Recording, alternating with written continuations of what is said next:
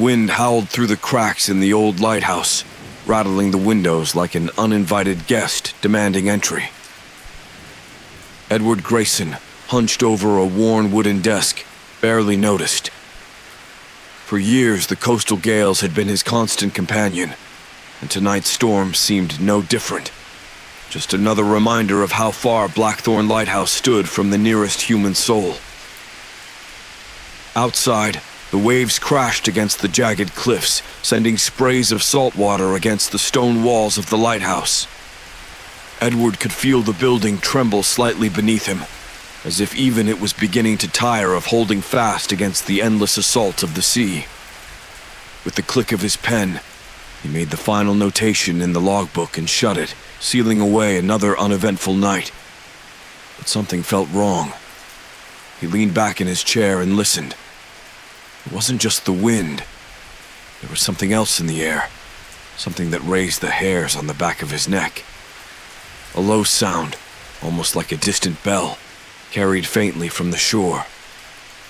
He'd heard it before once or twice during the autumn months, when fog drifted in thick and heavy.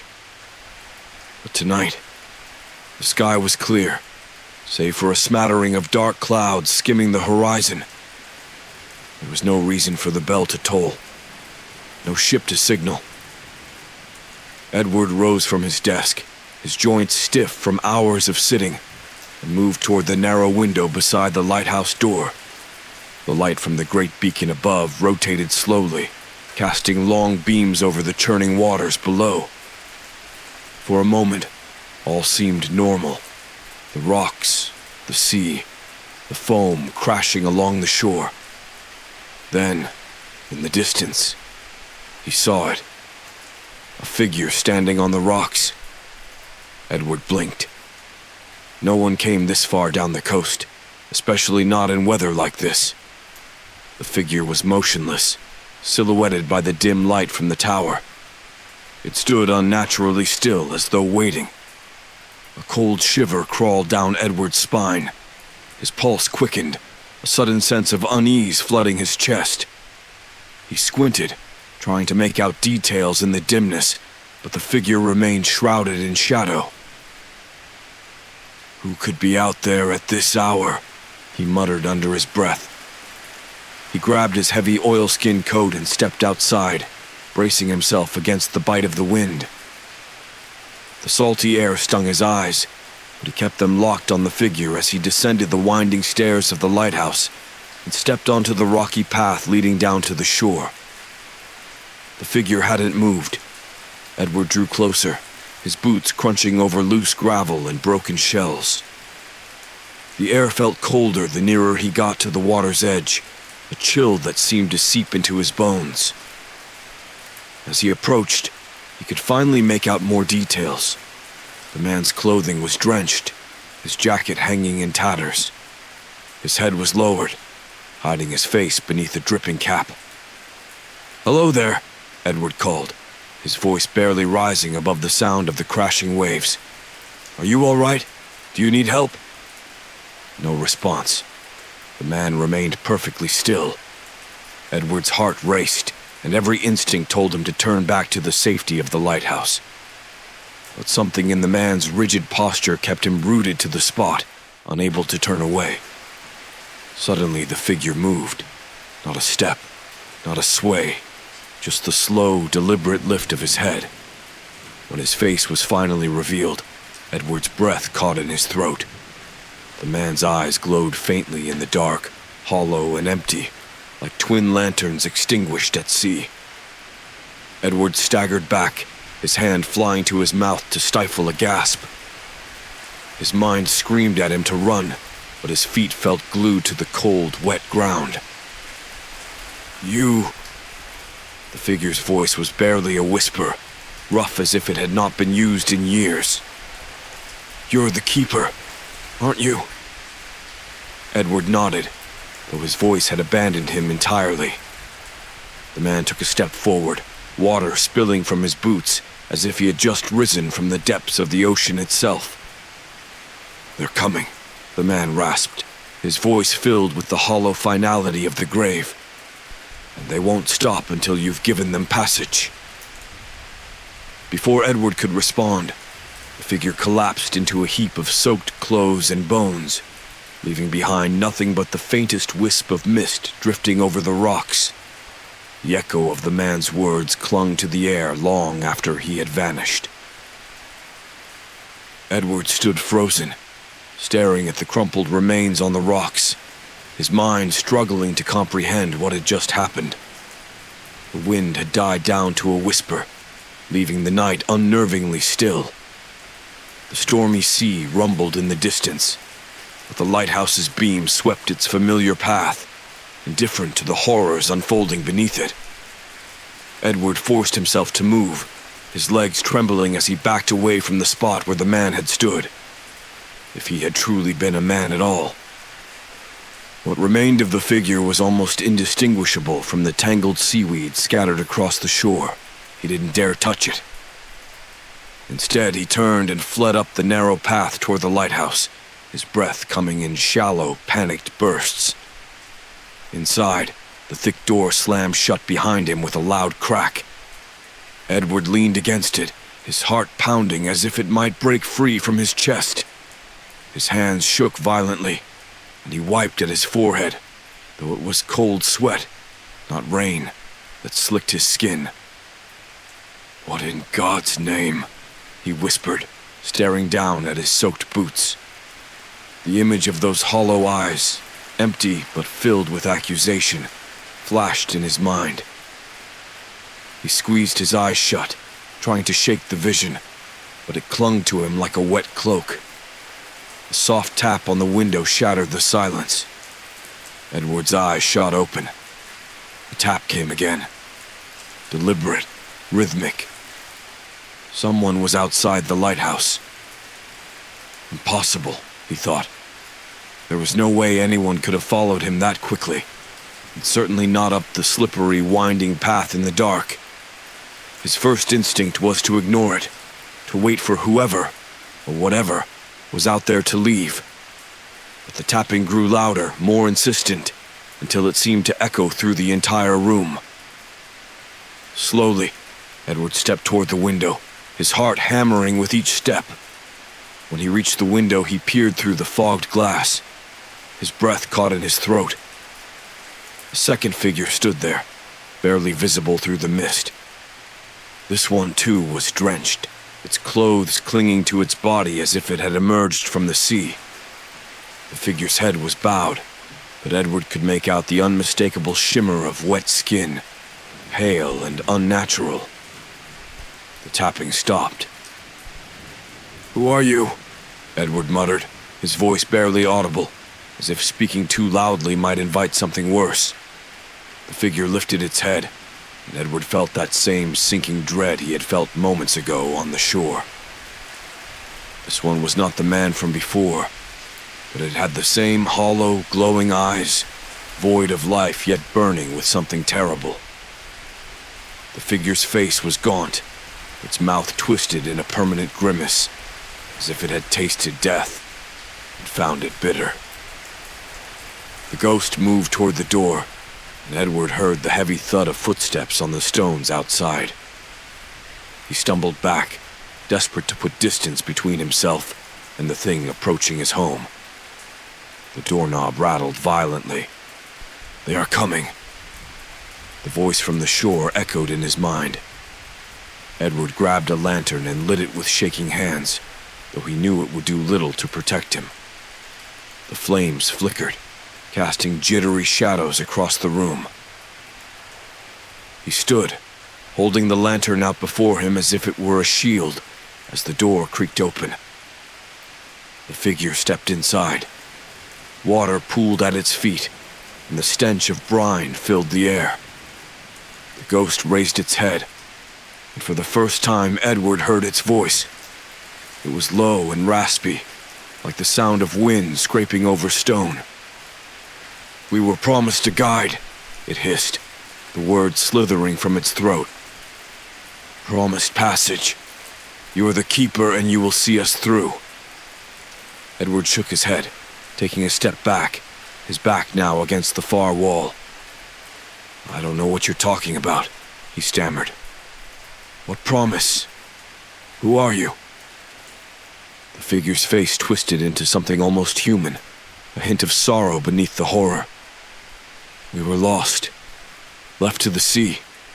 The light was meant to guide us, but we never reached shore. Now, we are lost forever." Edward's mind raced. The light? Blackthorn Lighthouse had never failed in all the years he had tended it. But there were stories, older than he cared to remember.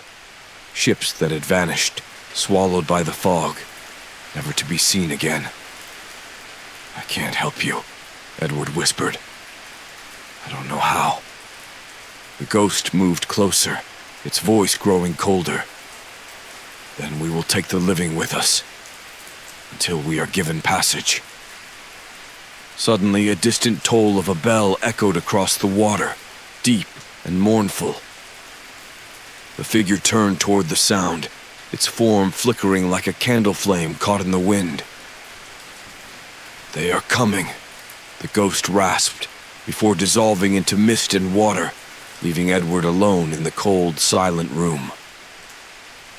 The lantern light flickered, and Edward knew. This was only the beginning. The air inside Blackthorn Lighthouse felt stifling, thick with the weight of the unnatural encounter. Edward's thoughts raced as he paced the small room, the flickering lantern light casting strange shadows against the walls. He glanced repeatedly toward the door, half expecting another ghostly figure to appear at any moment. Every creak of the old lighthouse seemed louder, more sinister, as if the entire building were conspiring against him. "They are coming." The words of the ghost echoed in his mind, relentless and impossible to ignore. Edward didn't know what it meant. But one thing was certain: the night was far from over. He threw on his oilskin coat again and lit a second lantern, steeling himself to head back outside. Whatever was happening, he needed to see it, needed to face it, even if his instincts screamed to barricade himself inside and wait for dawn. The dead wanted something from him, and he feared they would not stop until he gave it. As Edward pushed open the heavy door, a gust of wind hit him like a cold slap to the face. The sea churned violently beneath the cliff, the white caps of the waves illuminated in brief flashes as the lighthouse beam swung over the water. But the shore, which had always been familiar to him, every rock, every crevice, looked different now, veiled in a dense, creeping fog that swallowed the world beyond a few feet. He stepped down the path, gripping the lantern tightly as he neared the shore once more. The mist twisted and writhed, alive with movement, and his breath quickened as he realized that it wasn't just fog drifting in from the sea. The ships had arrived. In the distance, half hidden by the swirling mists, Edward saw them, hulking shapes barely visible against the darkened horizon. The outlines of ships, their masts and sails tattered, floated eerily toward the shore, as if pulled by some invisible force. The sound of creaking wood and groaning timbers carried across the water, mingling with the whisper of the wind. These ships had no business being there. They were not of the living world. The lantern in Edward's hand flickered dangerously, the light struggling to pierce the gloom as the ghostly fleet drew nearer. Suddenly, a low, mournful bell tolled from the direction of the ships, echoing across the cliffs. Edward's heart pounded in his chest as the sound resonated deep within him. It was the same bell he had heard earlier, the one that had signaled the arrival of the first ghost. Now, it tolled for the dead sailors aboard the spectral ships, calling them to shore. As the fog parted, Edward could see them more clearly. The ships were ancient, their hulls rotting, barnacles and seaweed clinging to their sides. The sails were ragged, torn by years of neglect, yet somehow they moved, gliding toward Blackthorn Lighthouse with grim purpose. On the deck stood figures, hundreds of them, their eyes glowing with the same eerie light as the ghost who had come before. They were sailors, men who had been lost to the sea, their faces frozen in eternal sorrow. Some wore uniforms that Edward barely recognized from old naval ships, others tattered clothes of simple fishermen. All of them stared at the lighthouse with a shared longing, as if they had been wandering the depths for eternity, waiting for this moment. A chorus of whispers filled the air, soft at first but growing louder, a cacophony of voices demanding to be heard. Edward could feel their anguish, years of being forgotten, abandoned by the living world, unable to move on. Their pain was like a weight pressing down on him, making it hard to breathe. "We seek passage," a voice called from one of the ships, louder and clearer than the rest. Edward swallowed, his throat dry. "I can't. I don't know how to help you." His voice was barely audible above the rising wind, but the spirits heard him. Their whispers rose in anger, a surge of voices filled with rage and despair. "You must!" The voice boomed again.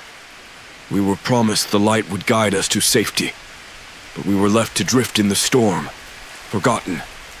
The light failed us, and now we are lost."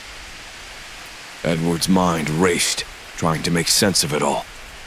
The lighthouse had never failed in his time as keeper, but there were rumors, tales of a great storm years before he took the position. Ships had been lost, dozens of them, dashed against the rocks when the light supposedly went out. Some said it was sabotage. Others claimed the old keeper had abandoned his post. But Edward had never believed the stories. Until now. The ships drew closer, the figures on deck more distinct. They were waiting for him, expecting him to lead them out of this nightmare. But how? "I don't know what you want from me," Edward shouted, his voice cracking with desperation. "I can't guide you. The light is working. It's always worked." The spirit's anger swelled, the wind howling with their fury. "Then the living will join us in the depths," one of them hissed, and the fleet surged forward, their hollow eyes fixed on Edward. He stumbled back, heart hammering in his chest. The ships were almost upon him now, and as they neared the shore, the ghosts began to step off the decks, walking across the water as if it were solid ground. They were coming for him, and Edward realized with a sinking dread that if he couldn't find a way to appease them, they would drag him to the depths with them, alive.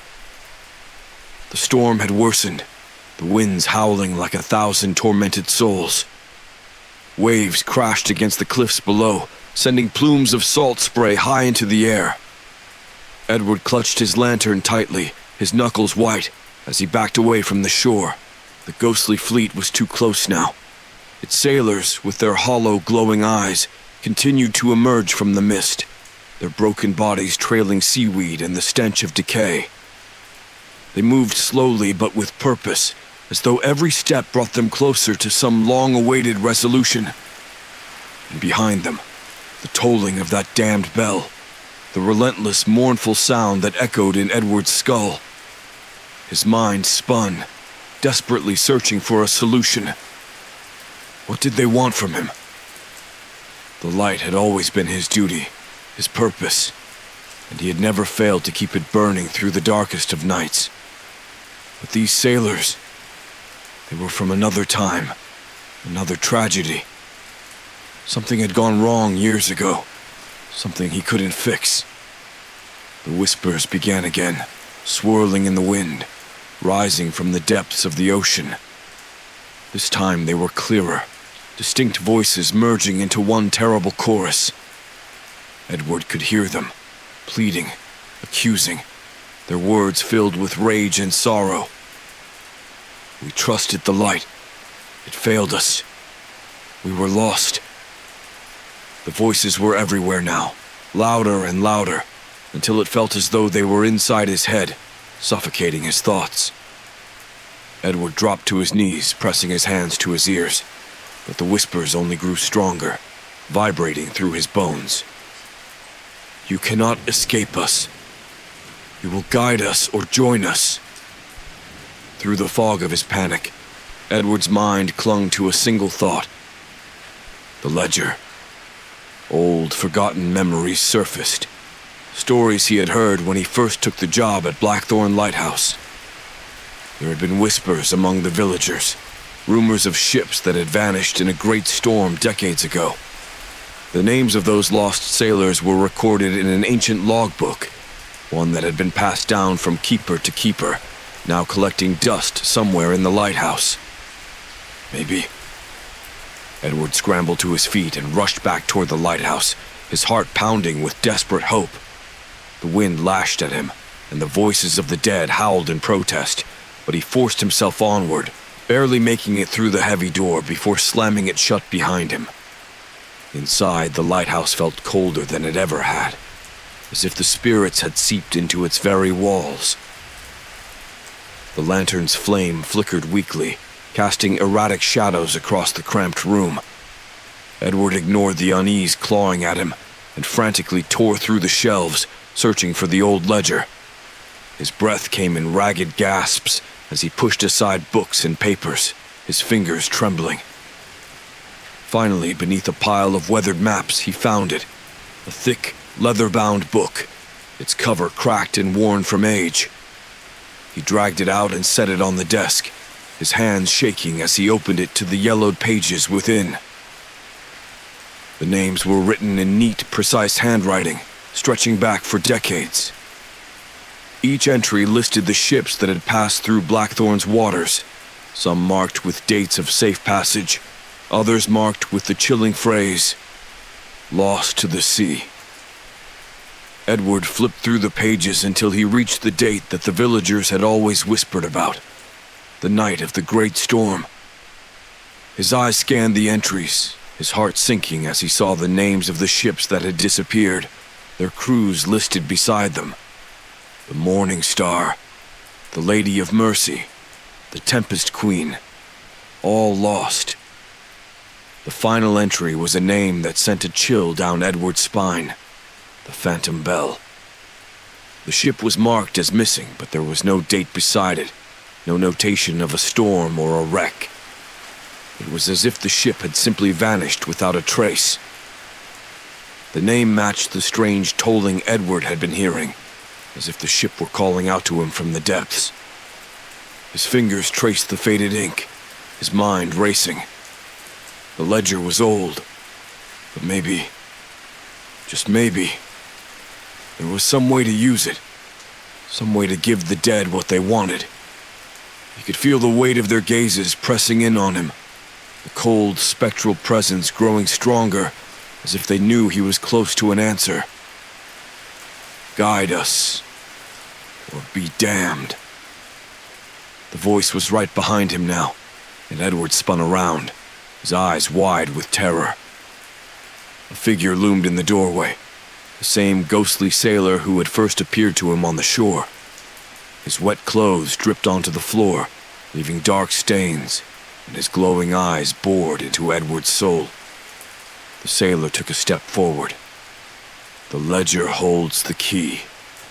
Finish the task that was promised, or join us in the deep. Edward's mind reeled. He had no idea how to help them, no idea what they expected. But the dead were growing impatient, and he knew time was running out. "What do you want me to do?" Edward whispered, his voice shaking. "How do I guide you?" The ghost's face twisted into something almost human, an expression of sorrow and bitterness. "You light the way," it rasped. "The light will lead us home." Edward's eyes darted to the lighthouse beacon above, its slow rotation steady, unchanged. "But it's already lit," he stammered. "It's always been lit."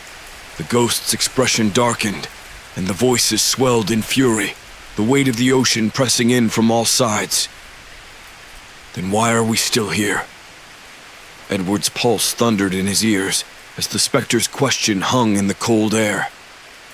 The ghostly sailors had been circling, whispering from the shadows, their hollow eyes locked onto him with the same question etched into their pale, broken faces. Why are we still here? He had no answer. The lighthouse had stood for decades, its beam a constant beacon of hope and safety for ships traveling through Blackthorn's treacherous waters. Yet here they were, trapped, unable to find the peace they so desperately sought. And now, they demanded an answer from him. "I don't know," Edward shouted, slamming the ledger shut with trembling hands. His voice echoed through the lighthouse, but the specters remained unmoved, their glowing eyes watching, waiting. The figure standing closest to him, the first ghostly sailor who had appeared, took another step forward. The air around him chilled, and his once human face twisted into a mask of unearthly sorrow. The ledger was not finished. Edward's brow furrowed. "Finished? What are you talking about? The names are all there. Every ship, every sailor. There's nothing more I can add." The ghost's gaze turned to the dark ledger, resting on the desk like an ancient curse. His cold voice hissed through clenched teeth. "You record the dead, but you have not led them. We were promised passage to the other side, and you failed us." Edward's mind whirled, panic clawing at his chest. "Promised? By whom? No one told me anything. I just keep the light burning. That's all I've ever done." The ghostly sailor extended his hand, pointing toward the winding staircase that led to the top of the lighthouse, to the lantern room. "The light burns, but it does not guide." His voice grew softer, darker. "You must make a choice. Either show us the way, or come with us, beneath the waves." Edward's heart stopped. There was no mistaking the threat in those words. The dead were giving him an ultimatum. Either he found a way to grant them passage to whatever afterlife they sought, or he would join them, dragged into the depths to share their fate. His legs felt like lead as he stared back at the sailor, unable to comprehend the magnitude of the demand.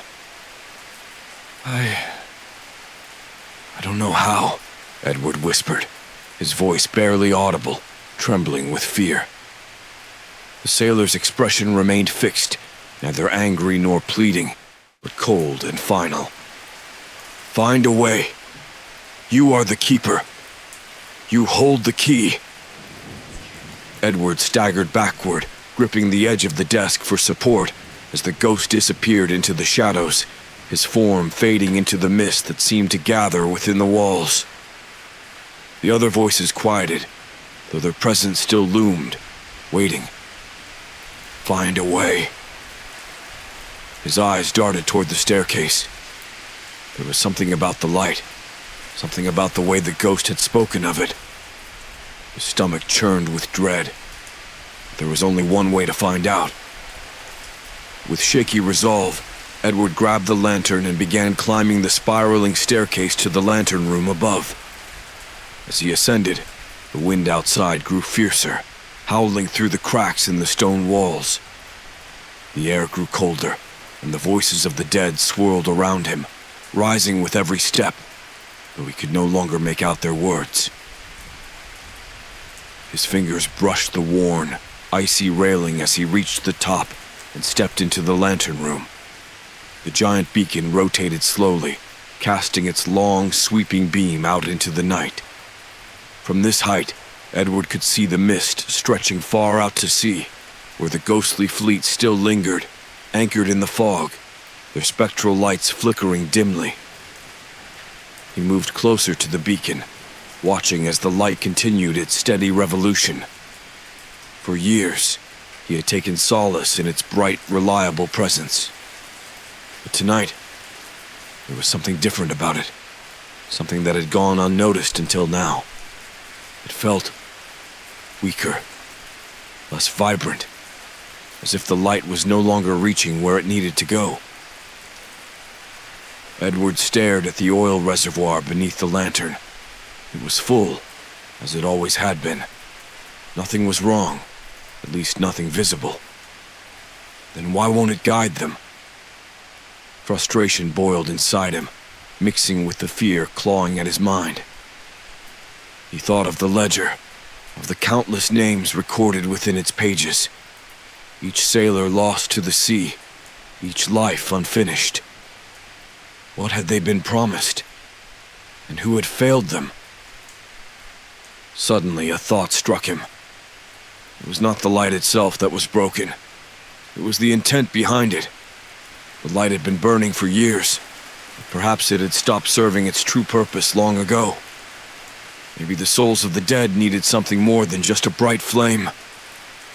Maybe they needed a keeper who would lead them home. The words of the ghost echoed in his mind. "You must guide us." Edward's hands clenched into fists as he stood in the shadow of the great lantern. He felt the cold fingers of dread creeping up his spine, but there was no turning back now. He would have to do something he had never done before, something that terrified him. He had to make a bargain with the dead. Slowly, Edward stepped forward and placed his hand on the lantern's base, his eyes fixed on the distant fleet. His voice was barely more than a whisper, but in the silence of the room, it carried with haunting clarity. "I will guide you," he said, his voice trembling.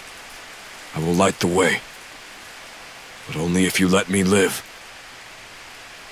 The wind outside roared, and for a moment the entire lighthouse seemed to tremble. Then the whispers of the dead faded into silence. The lighthouse was still, unnaturally so. The roar of the wind outside had stopped as if the world itself were holding its breath, waiting for what would come next. Edward stood by the great lantern, his hand resting on its cold metal base. His bargain hung in the air, unanswered. The silence was heavier than the crashing waves that once echoed around Blackthorn. And for a moment, Edward wondered if the spirits had left him alone. But deep down, he knew better. He stepped back from the lantern, eyes fixed on the spectral fleet that loomed just beyond the fog. The ghostly ships, tethered to some realm between life and death, swayed gently on the water. The faint glow of their sails flickered like dying embers. The dead aboard those ships waited, watching him from the mist, their hollow eyes pleading and accusing in equal measure.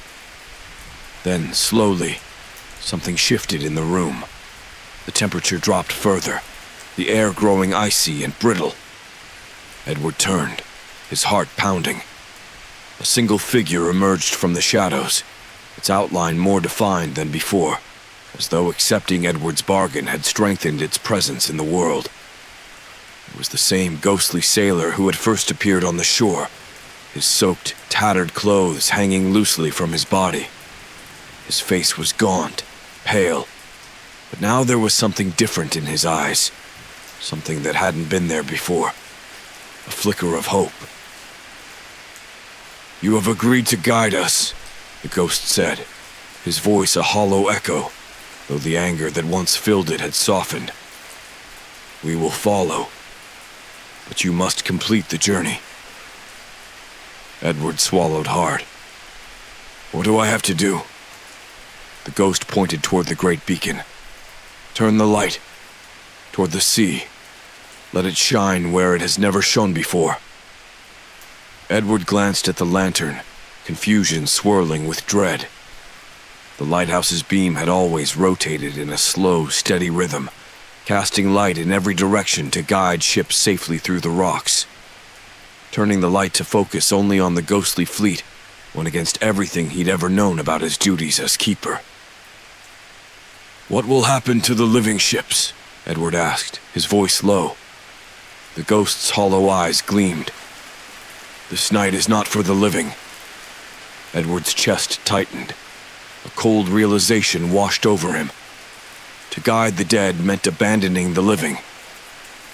The lighthouse had been built to protect sailors from the jagged rocks and treacherous waters, and he had kept its light burning through countless storms, saving lives with each rotation of the beam. But now, the dead demanded that he break that sacred duty. The ghost's words echoed in his mind. passage or perdition. The lantern flickered, and for a moment, Edward saw visions, images of sailors trapped in the depths, their faces twisted in anguish as they reached for the light that had never come.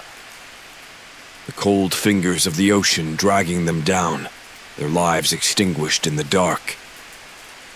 It was their last chance for peace. With trembling hands, Edward stepped toward the lantern. The ghosts outside the window watched in silent anticipation, their translucent forms shifting in the mist. His mind raced, torn between the living and the dead, between his duty and the promise he had made. Could he really abandon the light's true purpose to appease the lost souls? His fingers curled around the mechanism that controlled the lantern's rotation. Slowly, deliberately, he began to turn the beam toward the open sea, toward the ghostly fleet that had been trapped for so long. The light shifted, its sweeping motion slowing to a halt. The beam now pointed directly at the phantom ships, illuminating the mist with an eerie glow. Edward's heart raced as he held his breath, waiting to see what would happen. At first, nothing. The ships remained still, their broken masts swaying in the fog. Then, slowly, the fog itself began to stir. It thickened, swirling around the ships in strange, unnatural patterns.